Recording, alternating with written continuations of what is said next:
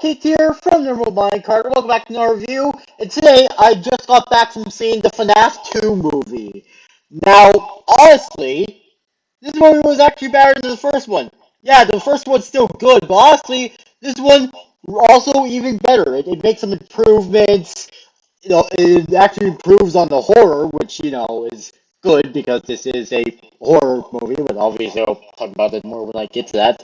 But yeah, honestly, yeah, I quite enjoyed this movie. There was one part that I was a bit on, but again, like I mentioned, I'll get to that when I get to that. So, the pros, the cons, and the myths. So first off, the pros. The horror.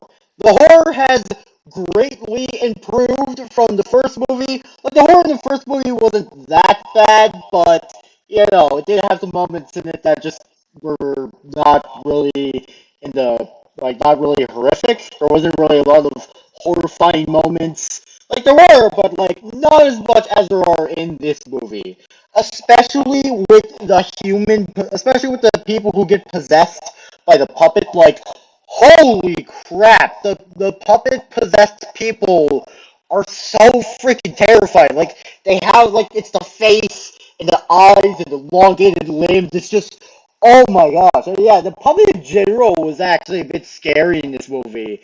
And this is coming from someone who isn't scared of the toy animatronics or pretty much most of the animatronics at all. Like, all the animatronics for FNAF, I'm not scared of any of them.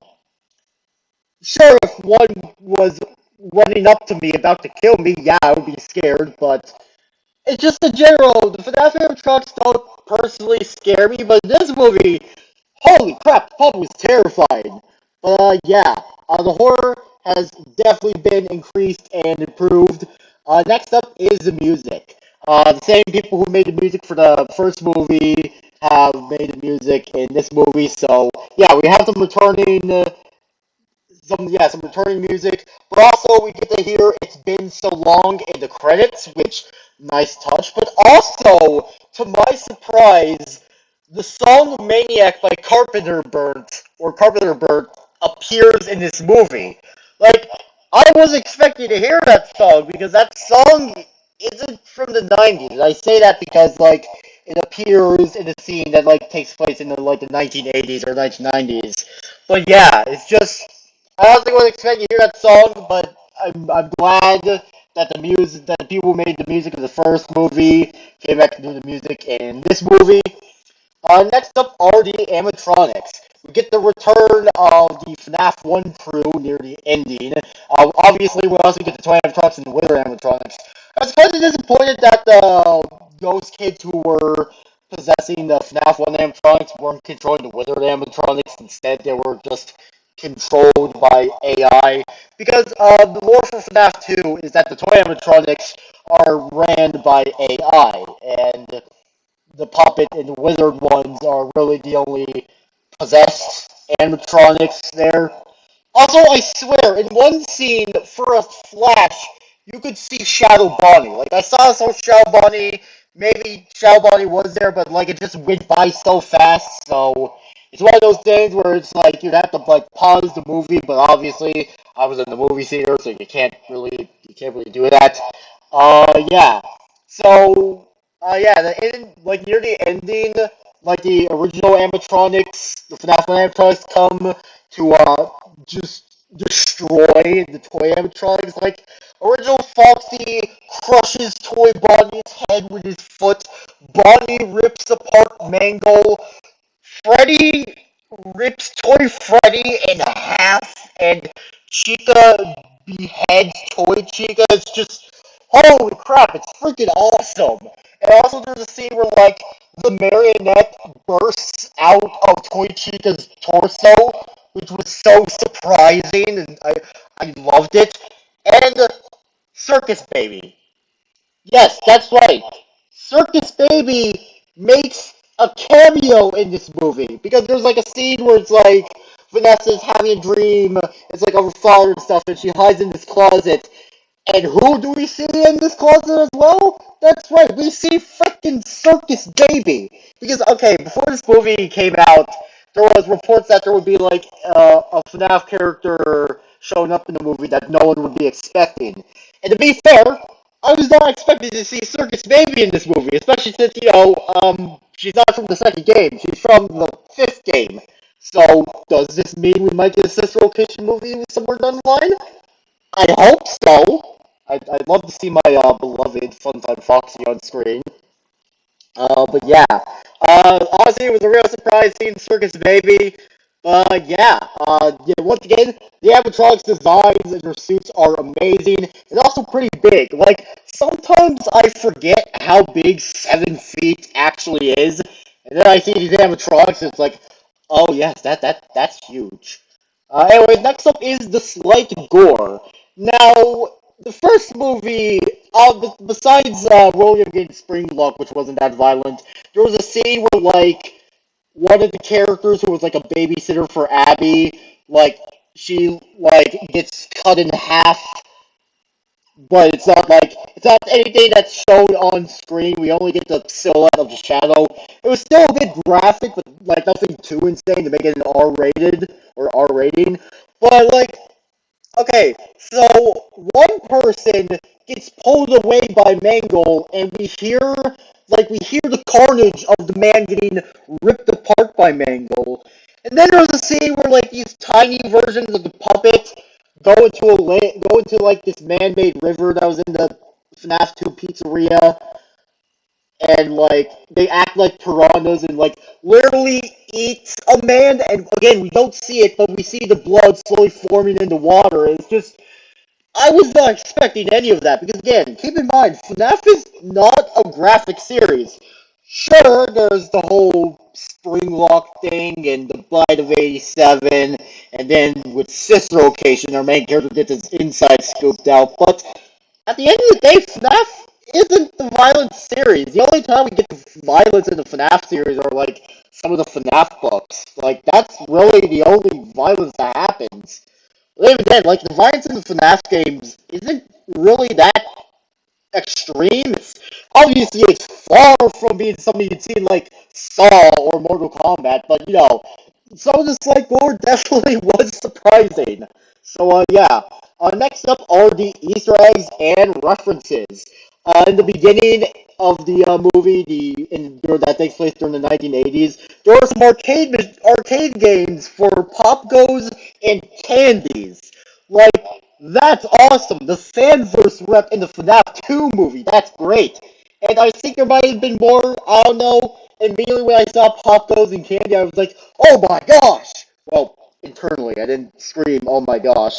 Which, actually, loose side note, the movie theater I went to, it was only me, my dad, my Uncle Eric, and my older sister's boyfriend, soon-to-be husband. So, really just us four in the movie theater, so I could have screamed something, but, I don't want to. I like to be respectful when I'm in a movie theater. But yeah. Also, we get a bootleg Freddy plush shows up in this movie, and the best part when, like, it's one of those plushies that when you squeeze it, it makes a sound, and when Mike squeezes it, the bootleg Freddy plush goes, hur, hur, hur, hur.